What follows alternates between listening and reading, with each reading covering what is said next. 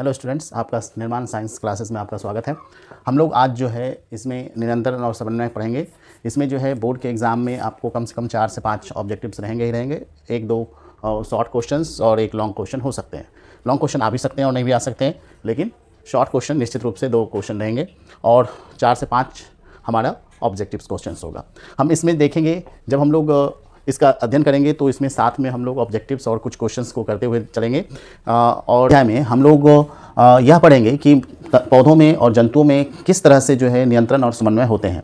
पौधों में जहाँ समन्वय और नियंत्रण जो है हार्मोन के द्वारा होता है, क्योंकि उसमें तंत्रिका तंत्र विकसित नहीं होती है। वहीं जंतुओं में जो होती है, उच्च कोटि के जंतुओं में खास करके तंत्रिका तंत्र विकसित होते हैं, तो तंत्रिका तंत्र के द्वारा भी होता है और साथ ही साथ उसमें रासायनिक समन्वय होती है, जिसको हम लोग हार्मोन कहते हैं। तो इसमें दोनों ही आधार पर जो है समन्वय और नियंत्रण होते हैं। एक कोशिकीय जीवों में जो है कोई भी कोशिका एक कोशिकीय जीवों में समन्वय और नियंत्रण उसी कोशिका के द्वारा होता है, क्योंकि सभी कार्यों का संपादन, नियंत्रण और उत्सर्जन सभी कुछ एक ही कोशिका द्वारा संपादित होती है। इसीलिए हम उसमें कह सकते हैं कि वो एक कोशिकीय जीवों जैसे अमीबा और क्लेमाइडोमोनास में अमीबा और क्लेमाइडोमोनास में समन्वय और नियंत्रण उसी कोशिका के द्वारा होती है। अब इसमें हम लोग देखेंगे कि किस तरह से जो है पौधे, सबसे पहले हम लोग इसमें पौधों के बारे में देखेंगे। तो यहाँ से हमारा जो है 2-3 क्वेश्चन उठता है कि पौधों में समन्वय और नियंत्रण किस प्रक्रिया के द्वारा होती है। ऑप्शन नंबर 1 में दे सकता है रासायनिक समन्वय, दूसरा तंत्रिका तंत्र द्वारा, उसी एक कोशिका के द्वारा और किसी के द्वारा नहीं। तो इसमें जो है हम लोग कह सकते हैं कि पौधों में समन्वय और नियंत्रण हमारा कौन सा हो जाएगा, तो रासायनिक समन्वय होता है और उसमें हार्मोन के द्वारा होता है। क्लियर है। अनुवर्तन या ट्रॉपिज्म या अनुवर्तनी गति के बारे में हम लोग पढ़ेंगे। इसमें हम लोग देखते हैं कि पौधों में बाह्य उद्दीपनों के कारण जो होने वाली गति अनुवर्तनी गति कहलाती है। मतलब जब किसी बाह्य उद्दीपन के कारण कोई भी गति होती है पौधों में, तो उसे अनुवर्तनी गति कहेंगे। अब यहाँ पर उद्दीपन क्या होता है, कोई भी ऐसा पदार्थ या कोई भी ऐसी चीज़ जिसके कारण उत्तेजना या प्रतिक्रिया व्यक्त होती है या हम उसके प्रति कोई रिस्पॉन्स शो कर देते हैं, उसे हम लोग उद्दीपन कहते हैं। जैसे मान लेते हैं कि हम लोगों की आंखों पर जब प्रकाश पड़ता है तो आंख बंद हो जाती है।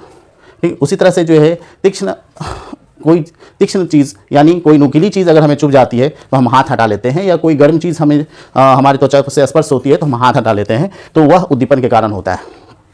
ठीक है, तो ये अलग अलग तरह के जो है उद्दीपन के स्रोत हो सकते हैं। अनुवर्तन जो है हमारा पौधों में अनुवर्तन जो है या अनुवर्तनी गति जो होती है, जो बाह्य उद्दीपनों के कारण हो रही गति है, वह 4 प्रकार के होते हैं। प्रकाश अनुवर्तन, गुरुत्वानुवर्तन अनुवर्तन, रासायनिक अनुवर्तन और जलानुवर्तन। प्रकाश अनुवर्तन के अनुसार क्या है कि जब पौधों के किसी भाग का विकास प्रकाश की तरफ हो तो उसे हम लोग प्रकाश अनुवर्तन कहते हैं। खास करके जब हम लोग किसी गमले में जब हम लोग रखते हैं पौधों को और पूरा अंधेरा कर दें और किसी एक स्रोत से आ रही अगर प्रकाश है, तो कुछ समय के पश्चात पौधों के तनों का झुकाव जो है प्रकाश की तरफ हो जाता है, वह मुड़ जाती है प्रकाश की तरफ। तो इसे जो हम लोग प्रकाश अनुवर्तन कहते हैं।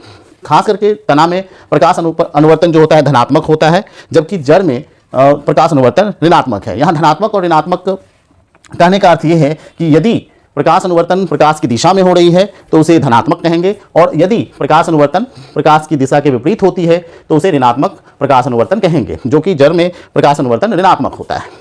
अब आते हैं हम लोग गुरुत्वानुवर्तन। गुरुत्वानुवर्तन नाम से हमारा यह क्लियर हो जाता है कि गुरुत्वानुवर्तन जो है गुरुत्वाकर्षण के अधीन होगा, यानी पौधों का वह अगर अंग गुरुत्वाकर्षण की दिशा में गति करती है तो उसे गुरुत्वानुवर्तन कहते हैं।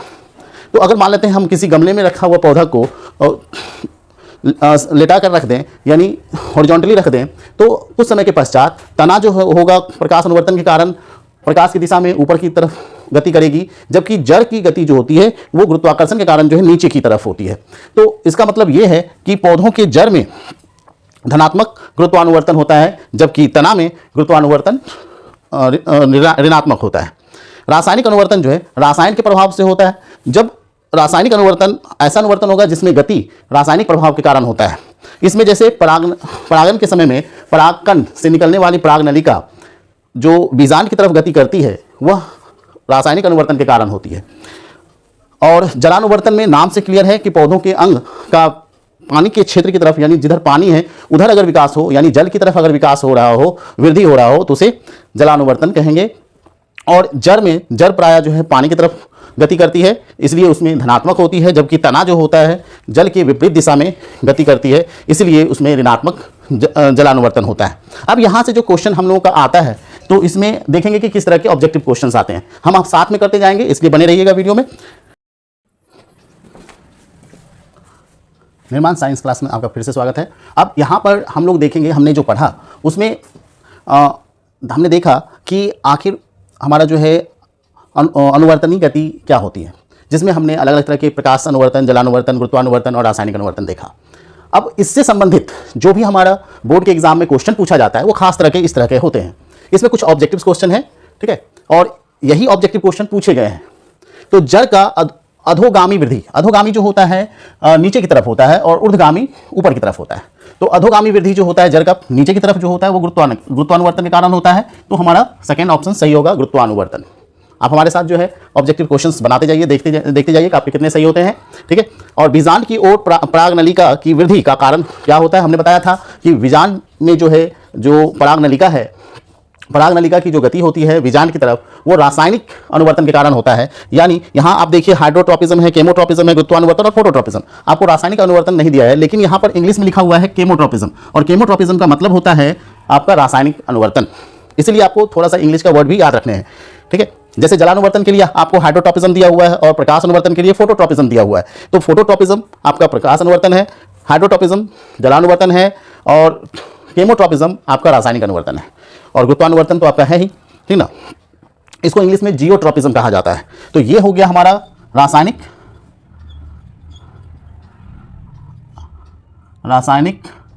अनुवर्तन, ये हुआ प्रकाशानुवर्तन, और ये इसको बोलते हैं जियोट्रोपिज्म,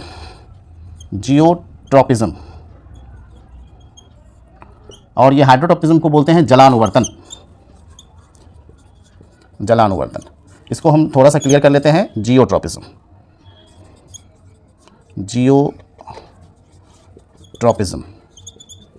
तो ये आपका इंग्लिश नाम है, आपको इंग्लिश नाम भी याद रखने हैं। तो हमारा बीजांड की ओर जो है परागनलिका की वृद्धि का कारण क्या होता है, केमोट्रोपिज्म होता है।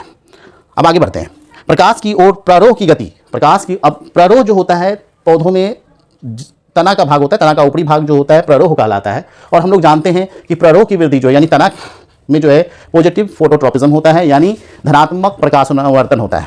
तो इसका मतलब है वो प्रकाश की ओर गति करेगा, इसलिए जो है यहाँ पर आपका होगा प्रकाश की ओर प्ररोह की गति जो है प्रकाशानुवर्तन है। अब निम्नलिखित में कौन गुरुत्वानुवर्तन का उदाहरण है। अब यहाँ पर जो हमारा जो है 4 ऑप्शन है, कौन, फल की वृद्धि, जड़ की वृद्धि, फूल की वृद्धि और इसमें से कोई नहीं। तो अब देखिए फल की वृद्धि जो है हमारा गुरुत्वानुवर्तन नहीं है। जड़ की वृद्धि जो है, जड़ जो होता है हमेशा गुरुत्वाकर्षण की तरफ ही गति करती है, इसलिए जड़ की वृद्धि जो है गुरुत्वानुवर्तन का उदाहरण हो सकता है जड़ की वृद्धि। फूल की वृद्धि भी नहीं है, क्लियर है, इसलिए हमारा बी ऑप्शन सही होगा। अब इससे जो है जहां तक हमने पढ़ा है ट्रोपिज्म के बारे में, यानी आपको जो है अनुवर्तनीय गति या अनुवर्तन के से संबंधित जो क्वेश्चन पूछे जाते हैं शॉर्ट में, लॉन्ग में आपको इससे नहीं क्वेश्चन होंगे। तो इसमें जो है आपका क्वेश्चन आया हुआ है पादप में प्रकाश अनुवर्तन किस प्रकार होता है। इसी तरह से पूछ सकता है जलानुवर्तन किस प्रकार होता है और रासायनिक अनुवर्तन किस प्रकार का होता है। आप हमें बीजांड में उदाहरण देकर समझाइए।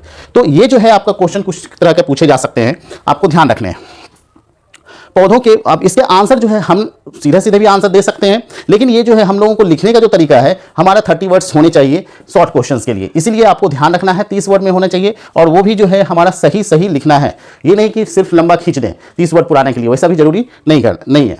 आप सटीक तरीके से लिखिए। तो इसमें हमारा ये नहीं पूछ रहा है क्वेश्चन कि पादप में प्रकाश अनुवर्तन क्या होता है, ये नहीं पूछा गया है कि किस प्रकार होता है। तो किस प्रकार का आंसर देने के लिए कुछ लेंथी हो जाएंगे आंसर। तो पौधों में के प्ररोह, हमने अभी जस्ट बताया प्ररोह जो है ऊपरी भाग होता है, तो इसमें पौधों के प्ररोह तथा पत्तियां प्रकाश की दिशा में गति करती है, इसे हम लोग क्या बोलते हैं, प्रकाश अनुवर्तन कहते हैं। ये तो हम लोग समझते हैं। अब इसके बाद जो है पौधों का तना प्रकाश के प्रति अनुक्रिया करता है। अगर प्रकाश अनुवर्तन होता है तो पौधों का तना प्रकाश के प्रति अनुक्रिया करेगा, जिसके कारण वह प्रकाश की ओर गति करती है या उसकी ओर मुड़ जाती है। तो इसमें एक खास तरह का रोल जो होता है हमारा जो है ऑक्सीन हार्मोन है, पादप हार्मोन, हम लोग अभी जस्ट पढ़ेंगे। तो ये जो है हमारा ऑक्सीन के लिए ये तना का ऊपरी सिरा हमने बनाया है। ऑक्सीन जो होता है प्रकाश अगर इधर से आ रहा है तो ऑक्सीन जो होगा उसके विपरीत दिशा में गति करती है। ये भी क्वेश्चन पूछा जा सकता है कि ऑक्सीन का विकास पौधों के प्ररोह के किस भाग में होता है, प्रकाश की दिशा में या प्रकाश के विपरीत दिशा में, तो हमारा आंसर होगा प्रकाश के विपरीत दिशा में। ठीक है, तो ये हमारा आंसर, तो ये हमारा ऑक्सीजन है, इसके कारण जो है इसमें अनुवर्तनी गति होती है और यह इसको जो है यहां से तना को प्रकाश की ओर मोड़ देता है। ठीक है, तो इसी कारण जो है हमारा जो है अनुवर्तनी गति होती है, प्रकाश अनुवर्तन। तो खास करके ऑक्सीजन हार्मोन की अधिकता या कमी के कारण होता है। अगर अधिक बना तो तना ज़्यादा मुड़ेगा और अगर कम बना तो वो थोड़ा सा मुड़ेगा। और इसमें ध्यान रखना है, इसमें हम और जोड़ सकते हैं कि जड़ में प्रकाश ऋणात्मक प्रकाश अनुवर्तन होती है या जड़ में ऑक्सीजन का निर्माण बहुत कम होता है, ना के बराबर, इसलिए उसमें उस तरह की वृद्धि नहीं देखने को मिलती है, प्रकाश अनुवर्तन नहीं दिखती है। जबकि तना में ऑक्सीजन की मात्रा जो है सिरे भाग में, खास करके ये भी याद रखना है कि ऑक्सीजन का निर्माण किस भाग में, पौधों के किस भाग में हो, तो शीर्ष भाग में होता है। तो ये भी आपको ध्यान रखनी है, जो हम लोग हार्मोन के बारे में पढ़ेंगे तो उसमें आपको लोग को देखेंगे। तो ये ध्यान रखिएगा कि ऑक्सीजन का निर्माण हमेशा शीर्ष भाग में होता है, जो वृद्धि प्रेरक भाग होता है वहाँ, क्योंकि ये जो है ऑक्सीजन वृद्धि प्रेरित हार्मोन है, ये लंबाई में वृद्धि करवाता है पौधों में, इसीलिए जो है ये वृद्धि का स्रोत है, इसलिए यह धोतक कह सकते हैं। तो वृद्धि का धोतक है, इसका मतलब है कि वह वृद्धि कराने के लिए ही ऑक्सीजन होते हैं। ठीक है, तो ये आपको ध्यान रखने हैं। अब हम लोग इससे थोड़ी से यहाँ आ जाते हैं कि इससे आगे अगर हम लोग बढ़ते हैं तो उसमें देखेंगे कि किस तरह से जो है हार्मोन, पादप हार्मोन के बारे में हम लोग पढ़ेंगे। तो इसमें क्योंकि हमारा एक ऑक्सीजन हार्मोन के बारे में आ गया, तो यहाँ पर हम लोग देख लेंगे कि पादप हार्मोन क्या होता है। तो पादप हार्मोन के बारे में हम लोग पढ़ते हैं, तो बने रहिए वीडियो में। अगर आपको आता है पादप हार्मोन किसे कहते हैं, तो आपको लिखना है पौधों की जैविक क्रियाओं के बीच समन्वय स्थापित करने वाले रासायनिक पदार्थ को पादप हार्मोन कहते हैं। अब यहाँ पर जो ये जो हार्मोन होते हैं, इसका संश्लेषण जिस स्थान पर होता है वहाँ पर क्रिया नहीं होती, बल्कि उससे दूर होती है। तो ऑब्जेक्टिव क्वेश्चन पूछा जाता है कि हार्मोन का संश्लेषण स्थान उसके क्रिया क्षेत्र से कहाँ होता है, तो उससे दूर होता है। ठीक है, और हार्मोन जो है जो क्रिया क्षेत्र तक पहुँचती है वो किस विधि से पहुँचती है, तो वह विसरण द्वारा पहुँचती है क्रिया क्षेत्र तक। तो याद रखना है, विसरण द्वारा। और हमारा जो है हार्मोन का निर्माण अधिक मात्रा में होता है या अल्प मात्रा में, तो यह जो है हार्मोन का निर्माण हमेशा अल्प मात्रा में होता है। यह क्रिया क्षेत्र पर जाकर के पादप में जो है अपना क्रिया करेगा, नियंत्रण और समन्वय को स्थापित करेगा। अब आते हैं, एक आता है वृद्धि नियंत्रक पदार्थ से आप क्या समझते हैं। हार्मोन और वृद्धि नियंत्रक पदार्थ में अंतर है। हार्मोन जो होता है पौधों के अंदर ही बनते हैं, जबकि वृद्धि नियंत्रक पदार्थ पौधों के अंदर नहीं बनते हैं, यानी वैसे कार्बनिक यौगिक जो पौधों से उत्पन्न नहीं होते हैं, लेकिन यानी परंतु पादप हार्मोन की तरह कार्य करते हैं, वृद्धि नियंत्रक पदार्थ कहलाते हैं। मतलब अगर आ गया कि पादप हार्मोन और वृद्धि नियंत्रक पदार्थ में क्या अंतर है, तो आप लिख सकते हैं कि पादप हार्मोन पौधों में ही निर्माण होते हैं, स्वतः निर्माण होते हैं, और यह जो है सभी जैविक क्रियाओं के बीच समन्वय स्थापित करने वाले रासायनिक पदार्थ होते हैं। जबकि वृद्धि नियंत्रक पदार्थ जो होते हैं ऐसे कार्बनिक यौगिक हैं जो पौधों में नहीं बनते हैं, और लेकिन यह जो है पादप हार्मोन की तरह कार्य करते हैं। तो यहाँ पर से ऑब्जेक्टिव भी हो सकता है कि वृद्धि नियंत्रक पदार्थ किस तरह से कार्य करते हैं, तो वृद्धि नियंत्रक पदार्थ जो है हार्मोन की तरह कार्य करते हैं, ये आपको ध्यान रखना है। अब आते हैं हम लोग पादप हार्मोन। अगर उसके क्रिया क्षेत्र, उसके कार्य और उसकी संरचना के आधार पर अगर हम लोग देखें तो पादप हार्मोन 5 प्रकार के होते हैं, जिसको हम लोग फाइटो हार्मोन भी कहते हैं। ठीक ना, ऑक्सीन, जिबरेलिन, साइटोकाइनिन, एब्सिसिकम और एथिलीन। अब हम लोग इसी के बारे में जो है पांचों हार्मोन के बारे में देखेंगे कि ये हार्मोन होते कैसे हैं और इसका कार्य जो है किस तरह से करते हैं और इसका उपयोग क्या है, इसके बारे में हम लोग देखेंगे। क्रिया क्षेत्र इसके बारे में देखेंगे, इसका कार्य देखेंगे और इसका उपयोग देखेंगे।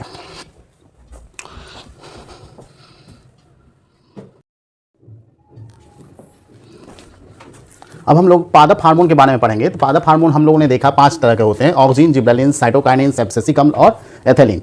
ये जो है सारे हार्मोन्स हैं, 5 हार्मोन जो पौधों में पाए जाते हैं, और इसके क्या कार्य हैं, कहाँ उत्पन्न होते हैं, उसको हम लोग देखते हैं। जैसे ऑक्सीन जो है ये कार्बनिक यौगिक है, और यह जो है स्तंभ शीर्ष, पौधों के स्तंभ शीर्ष पर संश्लेषण होता है इसका, यानी स्तंभ भाग में बनता है, यानी शीर्ष भाग में बनता है। यह जो होता है ऑक्सीन कोशिका विभाजन और कोशिका दीर्घन द्वारा जो है लंबाई में वृद्धि करता है, खास करके इससे लंबाई में वृद्धि होती है, और ये कोशिका विभाजन में मदद करेगा, कोशिका दीर्घन में मदद करेगा। दीर्घन का मतलब होता है कोशिका का बड़ा होना, कोशिका बड़ा होगा इससे। जब पौधों पर प्रकाश पड़ता है तो ऑक्सीन प्ररोह के छाया वाले भाग की ओर विस्तृत होता है, यानी कि हमने बताया कि जब ऑक्सीन का निर्माण होगा तो यह जो है प्रकाश के विपरीत दिशा में यानी छाया वाले भाग में चला जाएगा, यानी विस्तृत हो जाएगा, और तभी जो है यह जो है पौधों के प्ररोह भाग को प्रकाश की ओर मोड़ने में मदद करता है, यानी उसकी तरफ बढ़ने में मदद करेगा।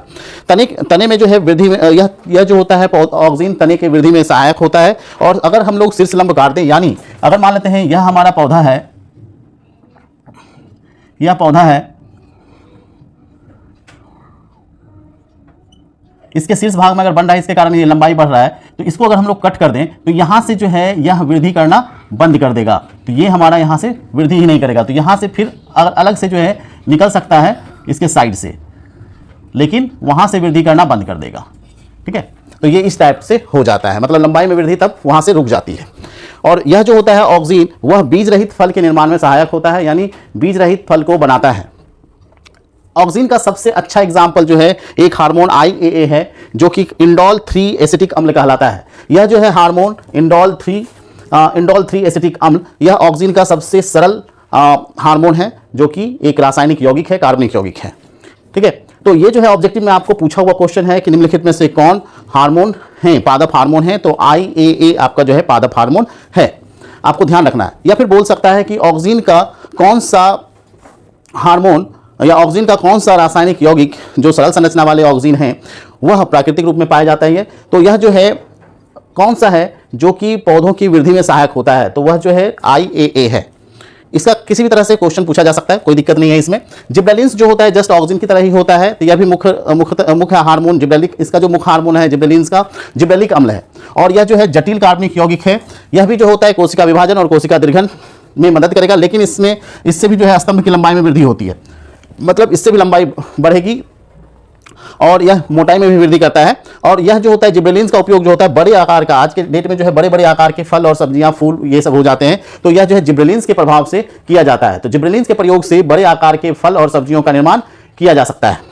और बीज रहित फलों के उत्पादन में ऑक्सीन की तरह ही सहायक होता है, तो जस्ट जो है जिब्रेलिन्स ऑक्सीन की तरह ही काम करता है। तो यह जो होता है बीज रहित फल के उत्पादन में ऑक्सीन की तरह ही सहायक होता है, यह आपको ध्यान रखना है। उसी तरह से साइटोकाइनिन अगर हम लोग देखें तो साइटोकाइनिन कार्बनिक पदार्थ है, रासायनिक कार्बनिक पदार्थ है, और यह जो है बीजों के भ्रूणपोष तथा जड़ों में संश्लेषित होती है। यानी साइटोकाइनिन का निर्माण बीजों के भ्रूणपोष में और जड़ों में संश्लेषण होता है। यह बात ध्यान रखना है कि कहां पर निर्माण होता है, तो बीजों के भ्रूणपोष और जड़ों में संश्लेषण होता है। यह जो है जीर्णता को रोकता है और लंबे समय तक पर्णहरित को बनाए रखता है। यानी अगर हम लोग साइटोकाइनिन का उपयोग करें तो वह जो है पौधों के पत्तियों को हरा भरा रखेगा और वह जो होता है उसे मुरझाने नहीं देगा, पत्तियां जो है मुरझाएगी नहीं। तो साइटोकाइनिन का निर्माण ज़्यादा होता है तो वह पौधे ज़्यादा हरे भरे रहते हैं, यानी उसकी पत्तियां जल्दी मुरझाती नहीं है। एवरग्रीन फॉरेस्ट में जो होता है, यानी एवरग्रीन टाइप का जो पौधा है उसमें साइटोकाइनिन ज़्यादा होता है, इसके कारण ही जो है उसमें हरा भरापन रहता है, वो मुरझाता नहीं है।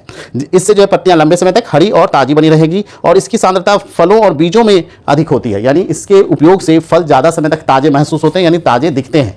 ठीक है, और ताज़े बने रहते हैं, लंबे समय तक जो है चलता है, टिकता है और ये खराब नहीं होगा। जो प्रिसेबल फूड्स होते हैं, फल वगैरह सब और सब्जियां जल्दी खराब हो जाती है, तो उसमें साइटोकाइनिन का कम मात्रा होता है। अगर उसमें ज़्यादा मात्रा में अगर जिस पौधों में निकलती है तो उसके फल जो है ज़्यादा समय तक टिकते हैं।